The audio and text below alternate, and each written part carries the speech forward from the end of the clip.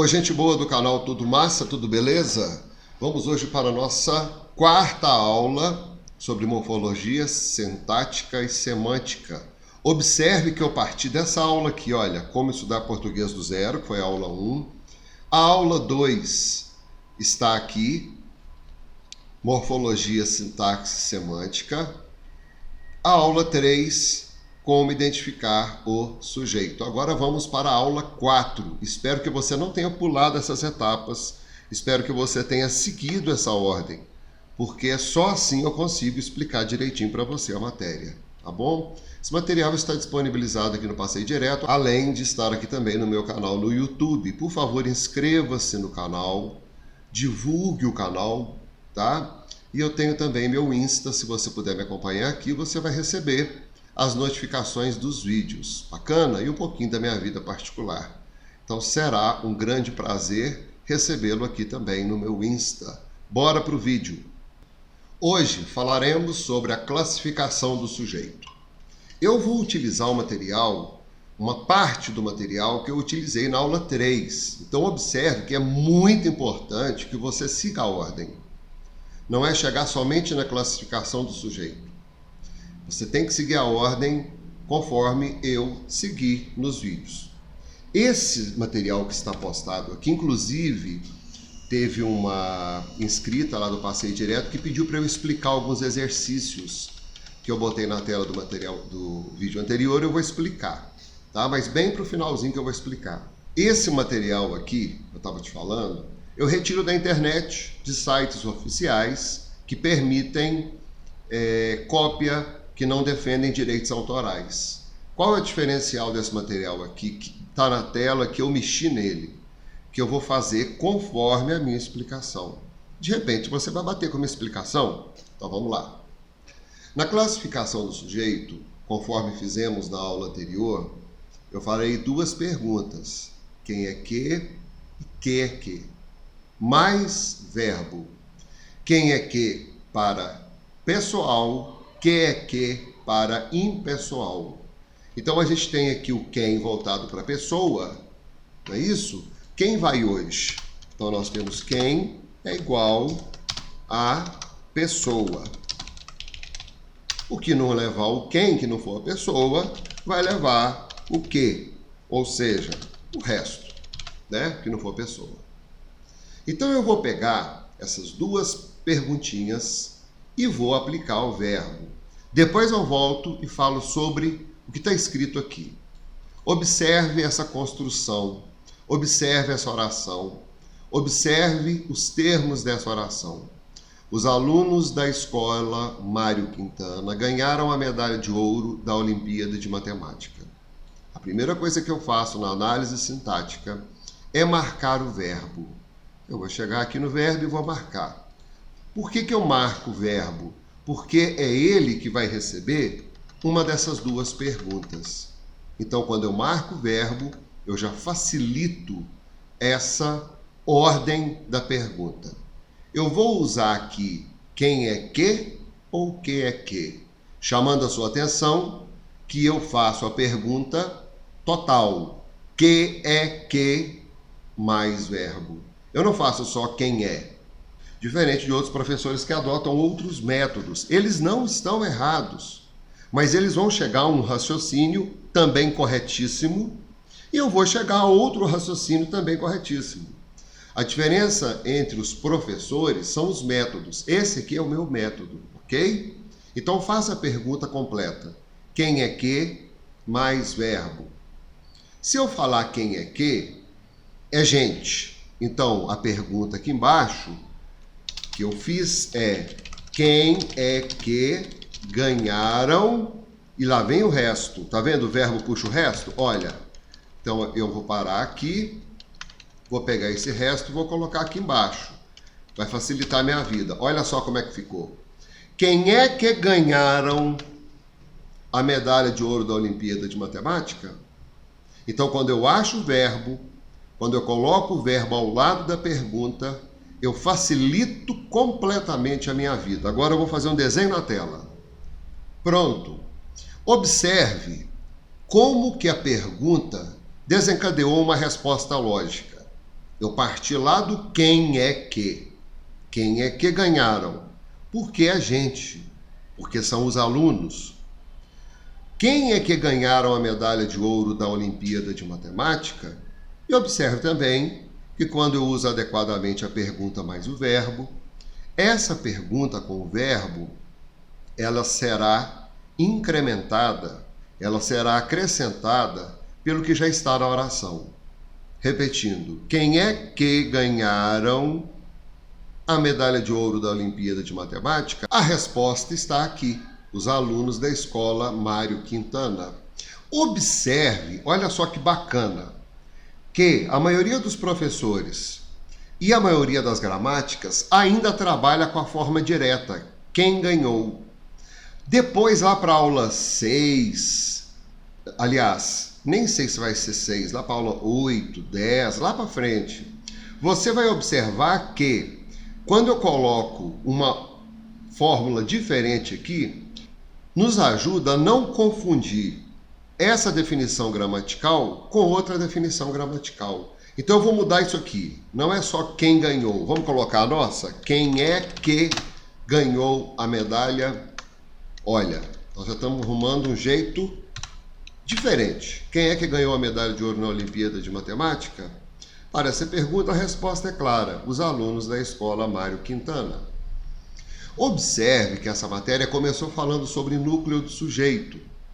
Eu vou achar um sujeito, que é a análise sintática, e dentro desse sujeito, dentro do que está amarelo aqui, dentro do que está destacado aqui, eu vou encontrar a palavra mais importante.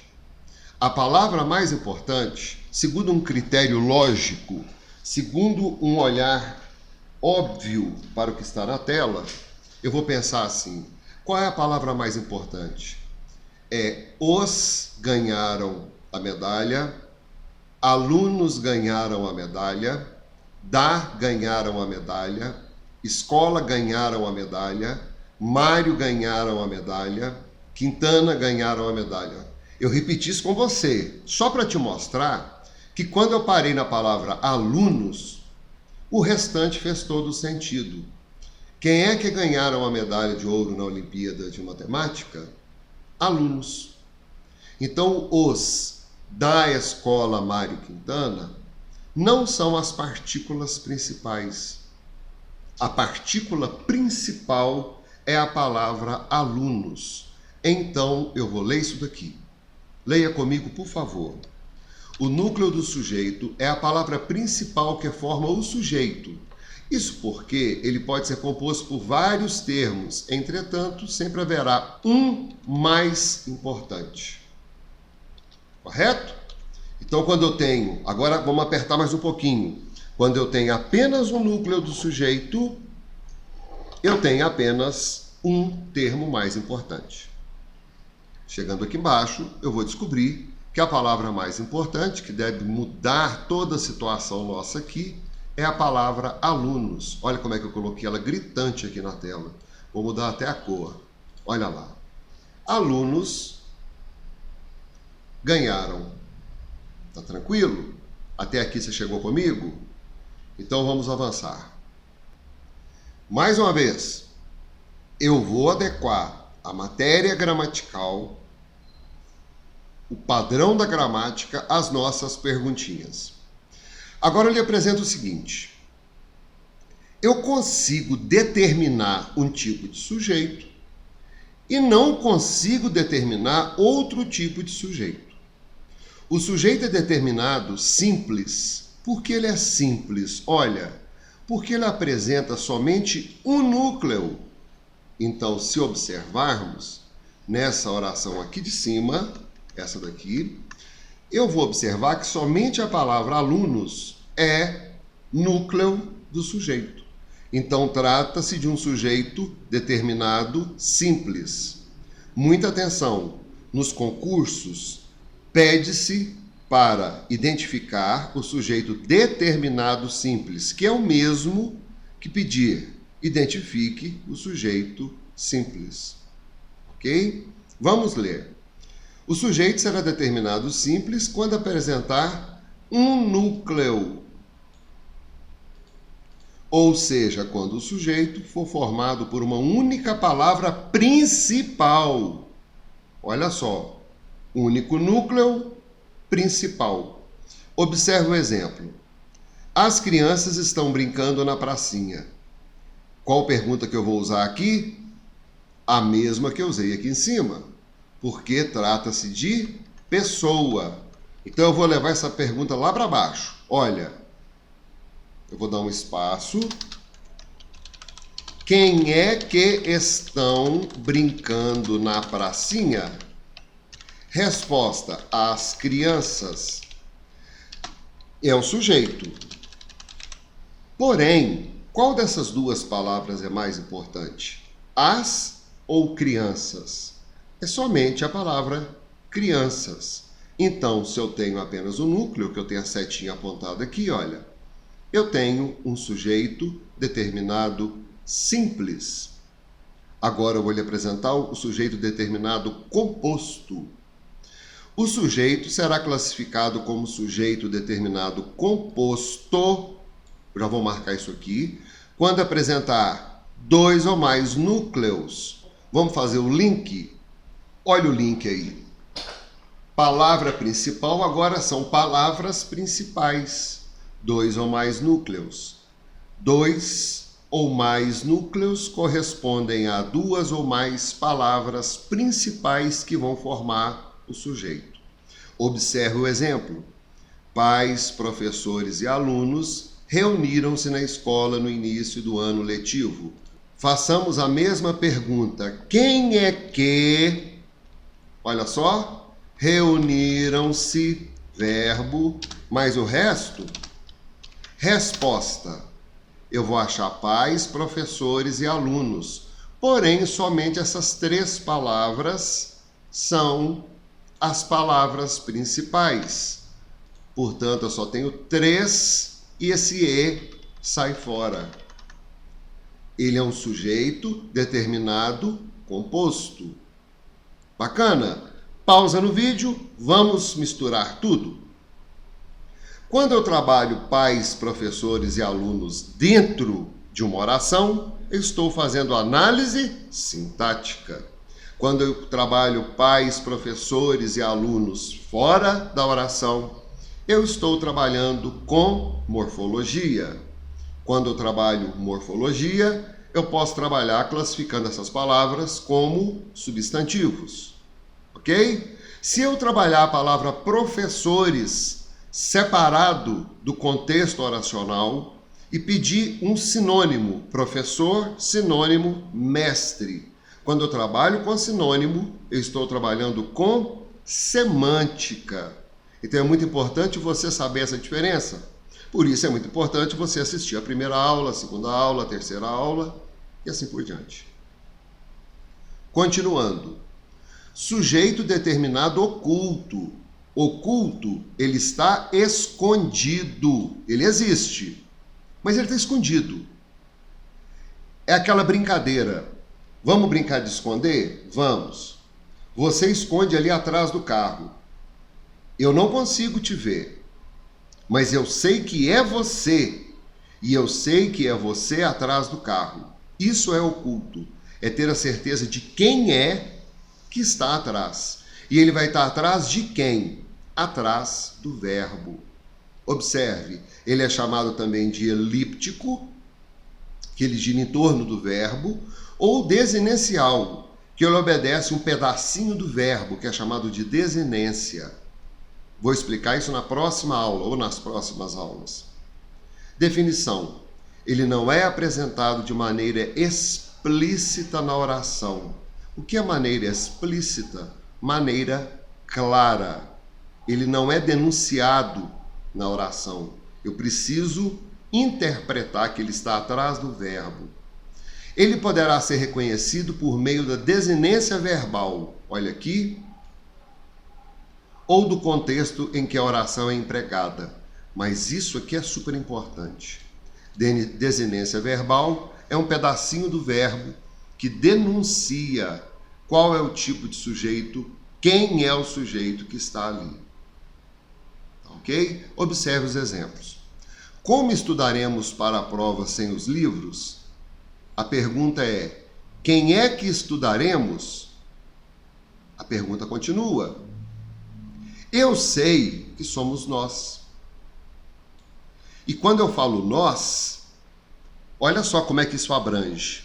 Sou eu e você, ou eu, ela, ele. Eu consigo precisar, ou seja, eu consigo dar precisão.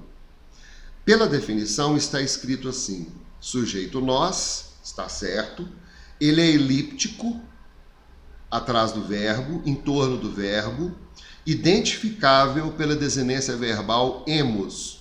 O que é desinência verbal? Eu vou te explicar isso em outra aula. Ele foi denunciado por esse pedacinho. Dá para estudar sem desinência agora? Sim, tranquilamente. Basta sabermos que o sujeito oculto desinencial elíptico sempre será eu, tu, ele ou ela, nós e vós. Aqui, nesse caso, eu tenho um lance bem específico. Eles e elas não entram. Por quê? Vamos ler aqui. Sujeito indeterminado. Nesse caso, o sujeito de quem se fala não está determinado porque não se sabe quem praticou a ação ou porque a intenção é não revelá-lo. É possível indeterminar o sujeito por meio de duas estruturas sintáticas. Observe. Primeira estrutura: oração com verbo na terceira pessoa do plural. Qual é a terceira pessoa do plural? Eles ou elas. Roubaram meu carro ontem. Por que ele é indeterminado? Sabe por quê? Porque podem ser 5 homens e 3 mulheres, 18 mulheres e 2 homens, 1000 homens e nenhuma mulher, ou apenas 2 homens, ou apenas 3 mulheres. Eu não sei quem roubou meu carro ontem. Definitivamente, atrás do verbo, eu não consigo precisar a pessoa que efetuou essa ação verbal. No segundo caso, a oração com verbo na terceira pessoa do singular, acrescido do pronome se. Opa, quando eu falo pronome, eu tenho que me lembrar de análise morfológica.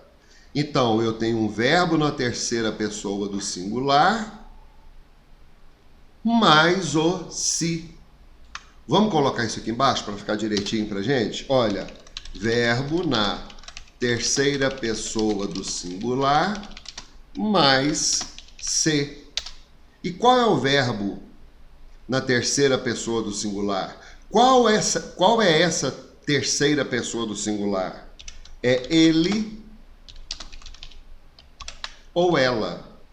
Exemplo: discutiu-se. Então esse se, olha como é que ele está juntinho do verbo, olha. Discutiu-se sobre o aumento do preço da gasolina. Discutiu-se. Vamos ler. Quem é que discutiu-se? Não dá.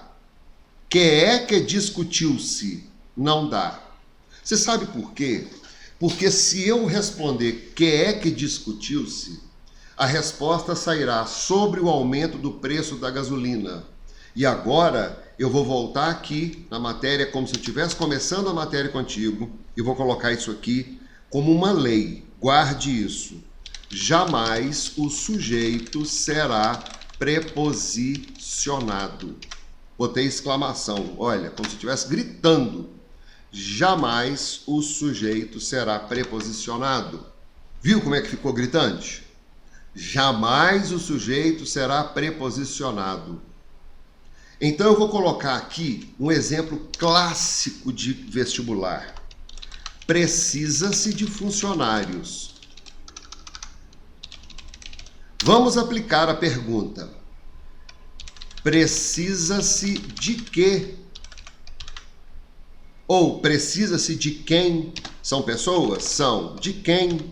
Resposta. Sujeito é igual a de funcionários. Observe essa coisinha aqui, olha. Não pode. O sujeito jamais será preposicionado. Numa aula posterior a essa, estudaremos as preposições. Por enquanto, somente acompanhe a minha explicação. O sujeito jamais será preposicionado. Bacana? Então, o verbo na terceira pessoa aqui, mais o se, obriga a presença de uma preposição, o que causa um sujeito indeterminado. Então, isso daqui embaixo está, vamos colocar aqui, errado. Porque o sujeito ficou preposicionado. Vamos colocar aqui o de. Ó, já está marcado. Porque o sujeito ficou preposicionado. Bacana? Continuando. Com o verbo infinitivo impessoal. Olha aqui então. Sujeito indeterminado vai acontecer na terceira pessoa do plural quando são eles ou elas. Quantos são? Não sei. Bacana, esse ficou bem entendido. O segundo, quando o verbo tiver ao lado dele um se, vai obrigar uma preposição e o sujeito jamais é preposicionado. Agora, o terceiro caso, com o verbo no infinitivo impessoal. O infinitivo é quando o verbo termina em R e ele não traz nenhuma pessoa ao lado dele. Por exemplo, fumar faz mal à saúde. Quem é que é fumar? Não funcionou, a pergunta não vai, a pergunta não encaixa. É importante beber. Que é que beber? Tá vendo que a pergunta não vai? Eu tenho até dificuldade para elaborar essa pergunta. Ela não funciona. Então, eu classifico esse sujeito como sujeito indeterminado. Vamos colocar aqui com o verbo, olha aqui, no infinitivo. E não tem pessoa que o represente. Tranquilo? Quem é que fumar? Não consegui fazer a pergunta. Quem é que beber? Fica estranho, não consigo fazer essa pergunta. Então, o sujeito será indeterminado para verbos no infinitivo impessoal. Vamos agora para um tipo específico de oração, que é a oração sem sujeito. Ou seja, eu não consigo determinar, eu não consigo indeterminar, e eu vou cair no terceiro caso, que é a oração sem sujeito. Ela não pode ter sujeito. Por que que ela não pode ter sujeito? A definição é bem simples, né? É uma coisa muito óbvia se a gente sair pegando a definição e decorando tudo, mas eu prefiro pensar contigo. Observe. Oração sem sujeito é aquela que contém verbos impessoais, que são os seguintes. Ora, verbo impessoal está aqui em cima, olha aqui. Mas esses verbos são diferentes. Verbo haver e verbo fazer. O verbo haver com o sentido de existência ou acontecimento. Há um ano não aparece. Ou faz um ano que ele não aparece. Ou o verbo haver falando de um tempo. Tem o tempo de um ano que ele não aparece. Há um ano decorrido, não aparece. A pergunta que eu te faço é a seguinte: alguém pode haver um ano? É claro que não. Então não há necessidade de decorar isso. Basta pensarmos, alguém pode haver um ano? Não. Alguma coisa pode haver um ano? Também não. Agora vamos ao verbo fazer. Meu monitor deu um piti aí, mas vamos embora. Verbo fazer, quando indica tempo ou fenômeno natural. Está aqui verbo fazer e outros. Está escrito, faz tempo que isso aconteceu. Alguém pode fazer tempo? Alguma coisa pode fazer tempo? Também não. Então a oração há um ano não aparece é classificada como oração sem sujeito. Quando eu falo faz tempo que isso aconteceu, é classificado como oração sem sujeito. Porque o verbo haver e o verbo fazer, nesses dois contextos, não podem carregar um sujeito. O verbo haver e o verbo fazer, eles não comportam um sujeito. Outro exemplo, verbos que indicam um fenômeno da natureza, tais como anoitecer, chover, trovejar. Exemplo, chove como nunca. Observe, você pode chover? Eu posso chover? Não posso. Mas eu vou abrir na próxima aula uma explicação, uma aula especial sobre uma função da linguagem, sobre um estilo de linguagem, sobre um tipo de escrita que suporta esses verbos estranhos, que é chover, trovejar, anoitecer, amanhecer, que é a linguagem conotativa. Falando como Machado de Assis, e ele choveu todo o seu ódio sobre seu inimigo. Esse chover seu ódio, ele tem outro significado. Mas aqui na análise sintática, nós trabalharemos com um ponto de vista, do jeito que está escrito. Então, esse chove como nunca não aceita sujeito. Vamos continuar. Exemplos de oração sem sujeito. Com verbo haver indicando existência ou acontecimento. Vamos ver. Havia tanto por dizer. Alguém pode haver tanto? Não. Houve muita gente. Alguém pode haver muita gente? Não. Há alunos. Alguém pode haver alunos? Olha como é que não vai batendo. Havia muitos pratos. Ninguém pode haver muitos pratos. Pode haver muita confusão, ninguém pode haver ou nada pode haver. E haverá aulas, ninguém pode haverá. Correto? Eu sei que eu não estou me aprofundando na matéria contigo. Eu sei que eu não estou pegando assim, curso completaço, mas ele vai se tornar completo. Eu te garanto que ele vai se tornar completo.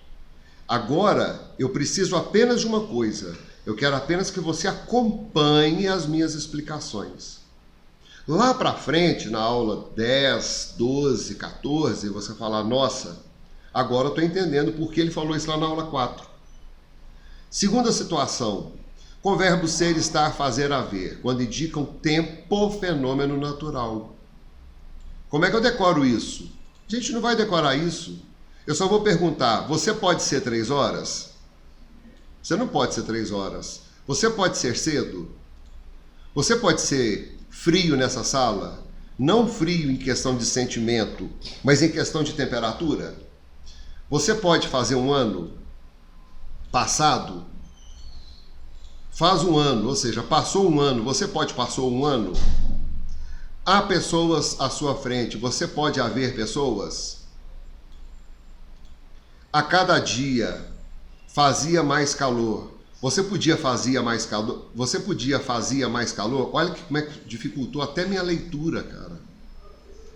Olha, dificultou a minha leitura. Entendeu? Então, esses verbos não aceitam. Tá? Agora, os fenômenos que indicam fenômenos da natureza, eu estou colocando mais exemplos. Se você olhar agora, lendo todos esses aqui, olha, você vai perceber que você não consegue, numa linguagem direta, executar nenhuma ação. Eu não consigo chover, eu não consigo amanhecer, eu não consigo continuar trovejando, eu não consigo estar orvalhando, eu não consigo chuviscar, eu não consigo anoitecer cedo. São fenômenos que não pertencem a pessoas, são fenômenos que não pertencem a coisas, são fenômenos da natureza. Agora vamos ler isso aqui, muito importante. Esse pedacinho aqui para terminar o vídeo. Qual a diferença entre sujeito indeterminado, sujeito indeterminado, e sujeito inexistente? Eu vou te explicar e depois nós vamos ler. O indeterminado, eu sei que existe sujeito, eu não sei precisar quais são, quantos são, e daí eu fico completamente indeterminado. Ele ocorre com 3 casos. Na terceira pessoa do plural, correto? Na terceira pessoa do singular mais o ser, e o verbo infinitivo impessoal. Façamos agora a leitura. Aqui, olha. Vamos lá? O que diferencia o sujeito indeterminado do sujeito inexistente são a identificação e a existência na oração. Os sujeitos indeterminados existem, mas não podem ser identificados, porque não conseguimos perceber quem praticou a ação. Nas orações com sujeito indeterminado, os verbos são conjugados na terceira pessoa do plural, na terceira pessoa do singular acompanhado de se ou no infinitivo impessoal. Ou seja, eu apenas repeti isso aqui para gravar. O sujeito inexistente, por sua vez, não existe na oração. Dizer que uma oração é sem sujeito é o mesmo dizer que naquela oração o sujeito é inexistente. Assim, orações sem sujeito são aquelas em que há verbos impessoais, os quais são sempre conjugados na terceira pessoa do singular. Ou seja, ventou a noite toda. Ok? Aqui a gente termina a matéria e agora eu vou atender a um pedido de uma aluna que deixou um recado aí para mim no comentário, que ela queria que resolvesse uma série de exercícios. Ela postou a seguinte dúvida. Eu vou sair aqui do meu Instagram e vou chegar aqui. A dúvida dela está aqui, ó. Eu recebo todas as dúvidas, tá? Meu material está no Passeio Direto e ela fez a seguinte pergunta. Está aqui. Você vai corrigir os últimos exercícios, passar o gabarito? Então, Bruna, estou corrigindo agora, tá? Para você. Se você quiser perguntar qualquer coisa, eu recebo por aqui. Posso demorar um pouquinho porque eu tenho muito material, mas eu respondo, tá? Sempre respondo. Bruna, vamos lá. Classifique os trechos abaixo como frase e oração. Ai, nesse primeiro caso, eu não tenho verbo, então é uma frase.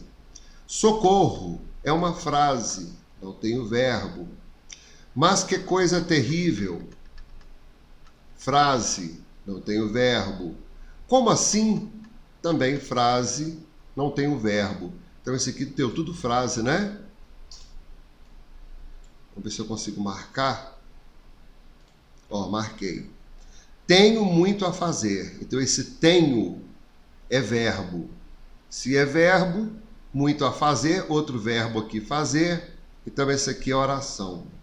Agora, fogo, esse aqui é frase. Eu vou marcar. Que é uma frase, né? 7, corra, é uma ordem. Então, esse aqui é uma oração. Quanta bagunça! Eu tenho verbo aqui? Não. Então, é uma frase. Esses doces parecem muito gostosos. Parecem, verbo. Então, doces parecem muito gostosos. Formou uma oração. Eu vou tirar isso daqui que virou frase. Quanta bagunça.